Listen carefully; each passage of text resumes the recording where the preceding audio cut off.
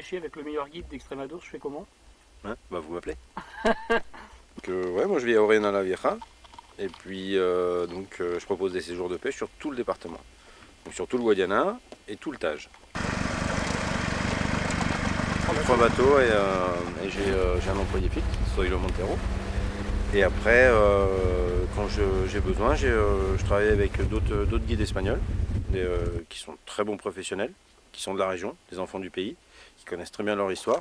Et je travaille avec eux, comme ça je suis sûr que le boulot est bien fait. Donc dans l'ordre, il y a Sierra, Garcia Sola, Orellana, les 3 plus connus. Après sur l'affluent, il y a le lac de la Serena et ses gros rochers, et le lac du Zoura. Et puis après, là on passe au nord du département, sur le Tage, pour pêcher Valdecaña ou Alcantara, pour le Sandre et le Black Bass. Il y a du gros brochet, une bonne population, black énormément, et barbocomisme. Et depuis 4-5 ans, Sandre maintenant, qui vient de se mélanger dedans, donc c'est sympa.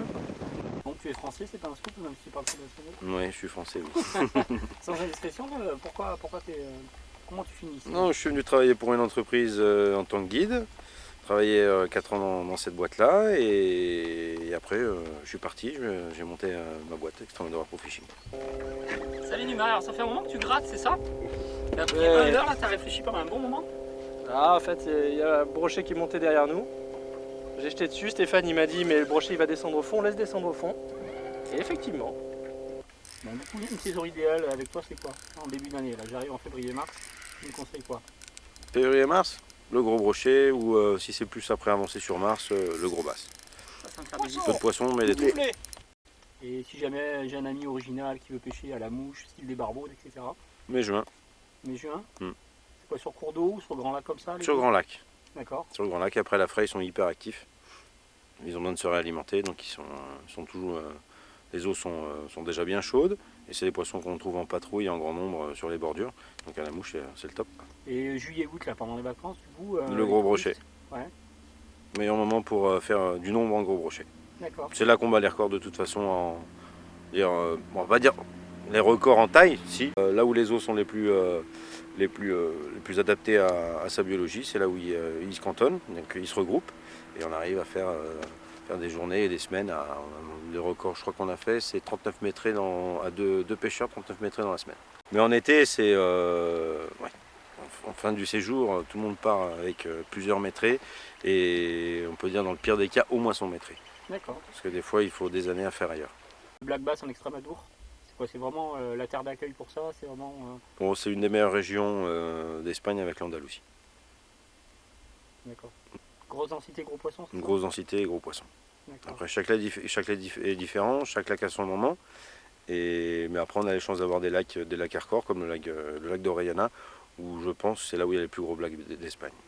Après on a entendu pas mal sur les réseaux sociaux cette polémique d'une loi qui est venue classer nuisibles certaines espèces piscicoles. La réalité c'est quoi derrière tout ça? C'est une loi assez spéciale, hein. C'est très difficile à comprendre parce que ça ni queue ni tête. En fait, ça a été suivi par un mouvement écologiste assez extrémiste qui pratique la politique de la terre brûlée. C'est tout brûler pour ressemer. Ils voulaient tout tuer par empoisonnement. C'était quoi donc, cendre? Tout. Non, ils voulaient empoisonner. En fait, leur politique, c'est empoisonner pour retirer le poisson qui toute vie piscicole, et repeupler sur une base de poissons endémiques. Donc, heureusement que beaucoup de gens se sont mobilisés, beaucoup de gens n'étaient pas d'accord, dont des mouvements écologistes. Ça a fait plaisir, des gens qui ont bien réfléchi à ce qu'il en était, et de là pour l'instant, ça végète. Ok. Et ta principale qualité en tant que guide, ce serait quoi? Je ne sais pas, ça c'est au client de me le dire. À part l'humilité du coup. Ça fait déjà 10 ans que je suis ici, et je pense que je suis une des personnes qui connaît mieux la région, donc ça joue beaucoup aussi.